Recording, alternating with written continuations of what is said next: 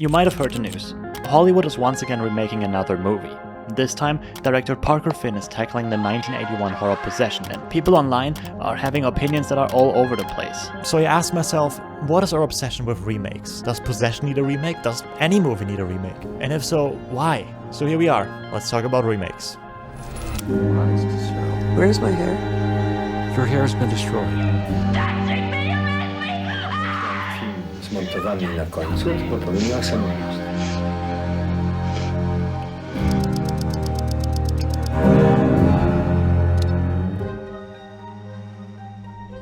46 years ago behind me, Andrzej Szujawski shot Possession, starring Isabella Gianni and Sam Neill. Now, in 1981, Berlin looked a whole lot different. While this building still stands, the Berlin Wall doesn't. As with any art piece, Possession is a reflection of its time, following a spy returning home to his wife in East Berlin during the height of the Cold War. Filmed on location, there's this undeniable realism and authenticity that comes with it, being right there on the other side of evil. Now, when the first behind-the-scenes pictures of the new adaptation reached the public, people were confused when what they saw was a movie set in modern-day New Jersey. I asked myself where all of this started. Where do these opinions come from? Where does this preemptive rejection originate from? Is every remake we touch an automatic cash grab that should be booed off the face of the earth? Possession isn't the first remake in Hollywood's long catalog of revivals and reinterpretations. The urge to remake things began much earlier than I expected. In 1896, French director Georges Méliès decided to remake Louis Lumaire's Playing Cards, a movie that was released barely a few months earlier. Louis Lumaire was one of the Lumiere brothers who essentially invented one of the first modern-day cinema cameras a year prior, in 1895, the cinematograph. But Georges Méliès was not some nobody who just copied Louis because he couldn't do any better. Years later, in 1902, he would make the world-famous A Trip to the Moon. So this guy knew what he was doing. So why did he remake this movie specifically?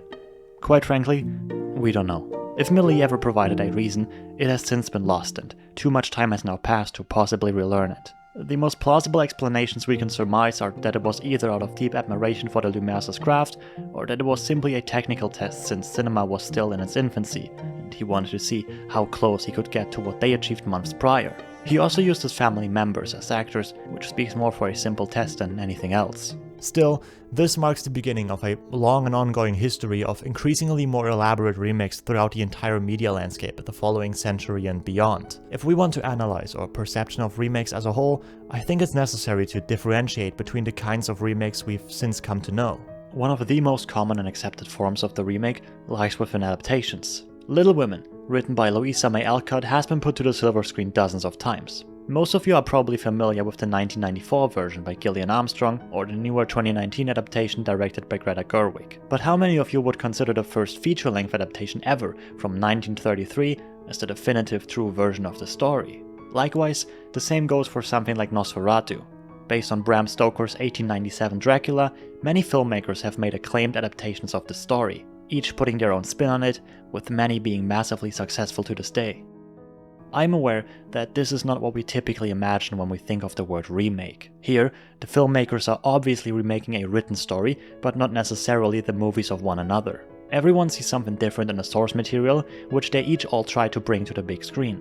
Our expectations, which play a big role in our perception of events, are wired differently here than going into a remake of an original movie. In 1934, Alfred Hitchcock released The Man Who Knew Too Much, a big success for him, both critically and at the box office. 22 years later, he decided to remake his own movie, his only remake ever.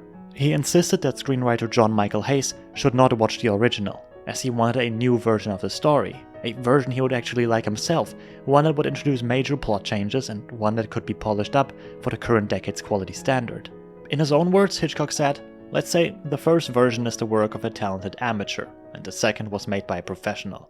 Another great example of a director remaking his own work is Michael Haneke's Funny Games from 1997. Originally an Austrian production with German-speaking actors, the film was released to a much more limited audience. When approached by producer Chris Cohen at the Cannes Film Festival, Haneke started considering a remake to bring the movie to the wider audience he hoped for, addressing a problem that affects all of Western culture by changing it to a language that would most reach the people it's criticizing. And so in 2007, he made Funny Games US. The practical approach here is much different to Hitchcock's, as it is an almost entirely shot-for-shot remake of the original, with not a single scene playing out differently, besides the cast now being an English-speaking one. This desire for remakes to reach new audiences is undeniably one of the key motivators for many modern-day productions of this kind, and can certainly work for Haneke's unique case, but it doesn't guarantee a positive outcome if it's remaking a legacy project to begin with. Disney, for example, has been under heavy fire for turning many of their animated classics into live-action remakes, with critics stating that the remakes rarely add anything new, resulting in a look that often dulls in comparison to their animated counterparts. How often have we seen famous IPs like Minecraft, How to Train Your Dragon, Lilo and Stitch, or Ghost in the Shell get transformed into these live-action versions that somehow lose their magic in the process? I covered this in another video, the idea that showing too much or relying on these modern-day computer graphics to fill in the details often takes away the job your brain had to do, to fill in the gaps when watching an animation. You're never allowed to expand on the world with your own imagination, and so your room to dream, your own effort completing the world and story in your head, gets taken away. This visual upgrade works much better with video games, where visual improvements are often bound by physical hardware limitations that evolve much more rapidly and become outdated sooner than any hands-on animation ever has. Now, it's important to note that these projects are brands in and of themselves. It's a company making a business decision rather than a singular artist pushing for his vision. All of these IPs have been wildly successful with a mass audience before anyone ever thought of remaking them. But Possession was never a commercial hit. Made for a mere $2.4 million, it only made back half of that at the box office, never breaking even. Over many years, only thanks to home video, Possession turned into the cult classic it's considered today. Très peu de monde est allé le voir, pour des raisons qui ne regardent que eux, ou qui regardent la façon de le sortir. Je n'en saurais jamais rien. 28 ans, il a mis 27, 28 ans à reconquérir un public. Ce n'est pas agréable. J'ai beaucoup de jeunes autour de moi aiment ce film, aiment vraiment beaucoup ce film, et pour eux c'est un film culte. Alors je trouve ça très valorisant, je trouve ça très bien. Possession was never meant to appeal to everyone, and that's what made it so special. Andrzej Szydłowski delivered a level of authorship that is impossible to replicate, so the fear with many with this remake is that it could taint the reputation of the original. What if the new version is all the new generation will come to know, burying the greatness that the original has in our minds? One of the most similar cases to this one is that of Suspiria. Directed by Dario Argento and released in 1977, Suspiria holds a very similar status of cult classic with many fans to this day, often praised for its vivid visual style and its use of music.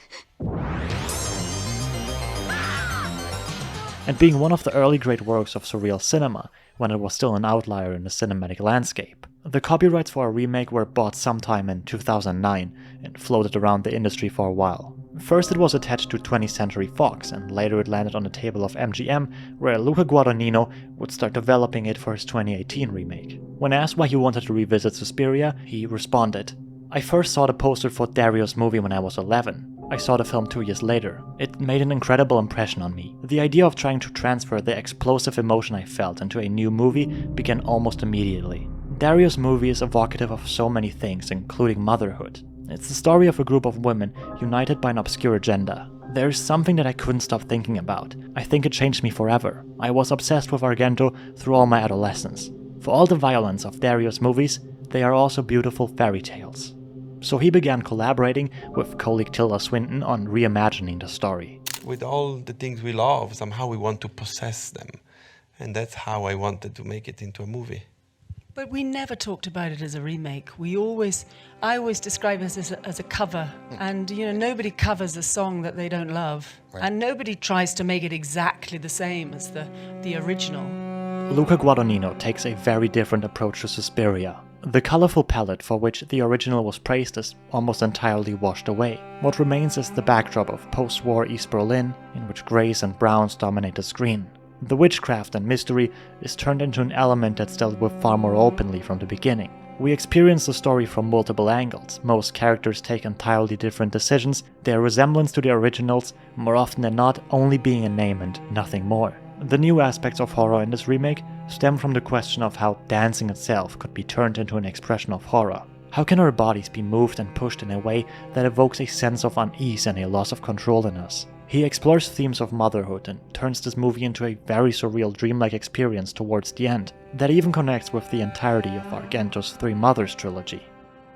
To me, Suspiria remains a great example of what a remake can be. A reinterpretation taking ideas that stuck with the director himself, manifested into a new reality that doesn't taint the original, nor does it copy its legacy. On the other hand, Dario Argento himself says, Honestly, I do think it would be better if it wasn't remade. The film has a specific mood. Either you do it exactly the same way, in which case it's not a remake, it's a copy, which is pointless, or you change things and make another movie. In that case, why call it Suspiria? Some directors seem to agree and take a similar stance, as they have remade movies under different names to either intentionally or unintentionally avoid any direct comparisons. Examples include Yorgos Lanthimos' Bugonia, based on the 2003 Korean comedy Save the Green Planet,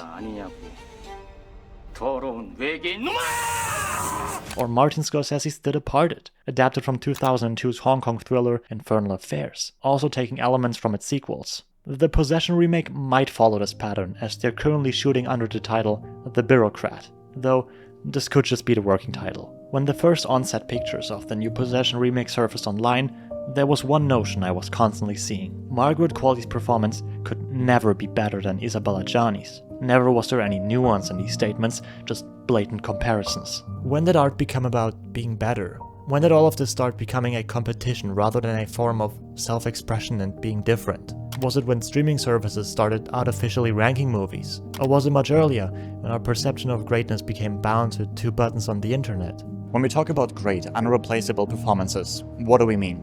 In the early days of cinema, performances were often far more theatrical, as the art form was still a close neighbor to theater.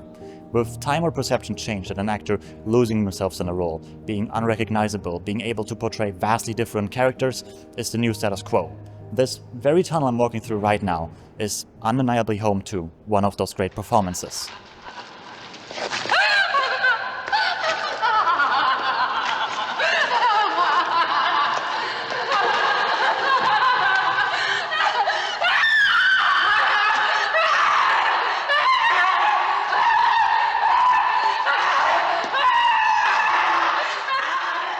Moim zdaniem zagrała pięknie, ale ponieważ wie, że gra maksymalnie, że tak powiem. I gdy zobaczyła film zmontowany na końcu, to popełniła samobójstwo. Znaczy poszła do łazienki, ujęła, wie pan, są takie do golenia się, takie 2 ostrza są, nie? Tam jest 0,2 mm między jednym a drugim i tym 0,2 mm popełniła samobójstwo. Czyli Every project is a result of its unique circumstances. Possession was born from the anger and frustration that Andrzej Żuławski felt when the production of his movie On the Silver Globe was halted by Polish authorities, while his own marriage was simultaneously falling apart. My private life, which just exploded. Not only the film, the science fiction film, was stopped, but I had no home, no family. My wife, the mother of my son, went away with a guy like Henry. He and every one of the actors had the courage to follow him down that dark place and embody that on camera. We cannot judge how far anyone should go for a role, nor should we use mental distress as a measurable metric on the greatness of a performance. Isabella Gianni went all the way though, a decision that demanded much more than what was visible on the surface. With Andrzej Żuławski, there was something of great violence that I agreed to take on, but I've realized over the years that it's something I could never accept again, and it's part of everything that my subconscious has been swallowing and incubating. I wonder if acting has been a bit unhealthy during certain periods of my life, no? I consider myself a survivor for a lot of reasons, so I was wondering if you see yourself as a survivor too. A ja miałem zgryz, bo uważam, że jestem odpowiedzialny. Jeżeli ktoś gra w moim filmie, coś takiego przeżywa, to znaczy ja czegoś nie umiałem.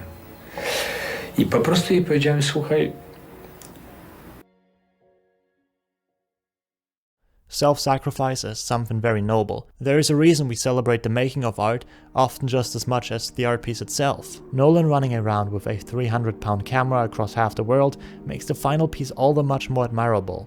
Werner Herzog transporting a full-size paddle steamer through the rainforest is a feat that makes us want to know more about him and ask him why. We like to watch the process, we like to see and feel the struggle. It's a scarce resource. Effort is scarce. It allows these masterpieces to be born in the first place, and that's why we universally hate AI. It removes the currency of effort and scarcity. It changes the balance of all that art has ever been. When actors and actresses go beyond what's expected, we celebrate it. Adjani herself calls these creative forces that turn a person into a creature.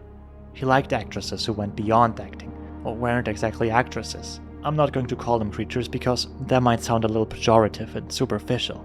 I often wonder, when a person is an actress, if they're capable of overcoming everything that's inflicted on them.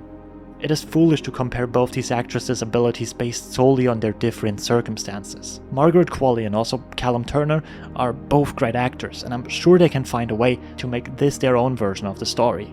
What we cannot allow though is this needless reproaching of sacrifices, which we didn't commit to ourselves. Nobody believed in Ajani, nobody wanted to work with her, and then she proved everyone wrong and went on to win all the awards. What gave Ajani the chance to be great was the freedom she was offered in her role as an underdog. She could lose herself in the work freely, something that could become much harder if this rising toxicity fuels our social world further. Something Ajani herself loathes heavily, as she has given her blessings to Margaret Qualley and has additionally said this in an interview. This is a generation of mutualism, and that's something I haven't experienced. My generation was one of rivalry. I wish I were 30 today. I'd feel more like myself.